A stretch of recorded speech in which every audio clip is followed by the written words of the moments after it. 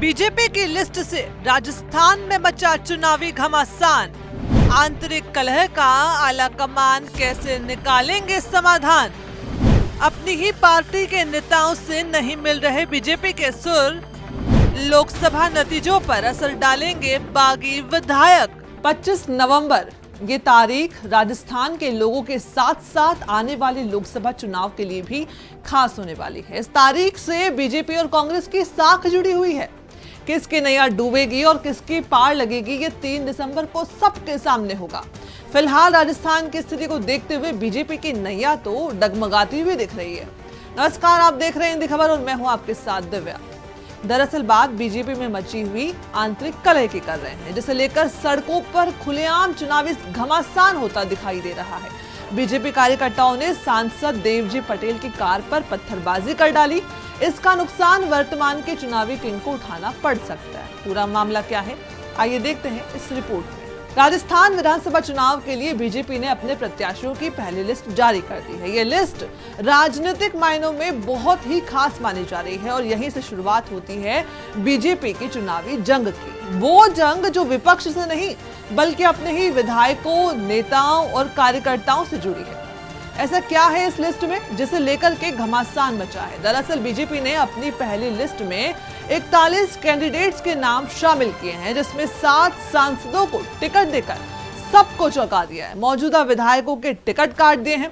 Party की सबसे बड़ी नेता वसुंधरा राजे सिंधिया पर सस्पेंस बनाकर रखा, उनके करीबियों के टिकट काट दिए और यही वजह है कि पार्टी के सैकड़ों कार्यकर्ता सड़क पर उतर करके विरोध प्रदर्शन कर रहे हैं। हाल ही में सांसद को टिकट मिलने पर आक्रोशित बीजेपी के कार्यकर्ताओं ने सांसद देवजी पटेल की गाड़ी को न केवल काले झंडे दिखाए बल्कि उनकी गाड़ी पर पत्थरबाजी तक कर दी, शीशे फोड़ दिए। ये लड़ाई और विरोध खुलेआम हो रहा है। बगावती सुर तेज हो गए हैं। इसका खामियाजा बीजेपी को भुगतना पड़ सकता है। 41 में से 2 दर्जन से ज्यादा सीटों पर बागियों ने ताल ठोक दी है। आला कमान डैमेज कंट्रोल करने की कोशिश करते हुए दिखाई दे रहे हैं, लेकिन इसका कोई परिणाम नहीं मिल रहा है। कौन से नेता हुए बागी, देखिए इस रिपोर्ट में। भरतपुर नगर सीट से जवाहर सिंह बेढम को मिला टिकट। पूर्व विधायक अनीता सिंह गुर्जर हुई बागी। बानसूर सीट से देवी सिंह शेखावत को मिला टिकट। पूर्व मंत्री रोहिताश शर्मा ने बागी होकर ताल ठोकी। जयपुर ग्रामीण सीट से जितेंद्र मीणा लड़ सकते हैं निर्दलीय चुनाव। बस्सी सीट से retired IAS officer Chandramohan Meena को मिला टिकट। पूर्व विधायक कन्हैयालाल मीणा ने बोले बागी के बोल। विद्यानगर सीट से सांसद दिया कुमारी को मिला टिकट। भैरव सिंह शेखावत के दामाद नरपत सिंह राजवी ने जताया विरोध। अलवर सीट से सांसद बाबा बालकनाथ को मिला टिकट। तिजारा से पूर्व विधायक मामन यादव ने जताया विरोध। किशनगढ़ अजमेर सीट से सांसद भागीरथ चौधरी को मिला टिकट। विकास चौधरी हुए बागी।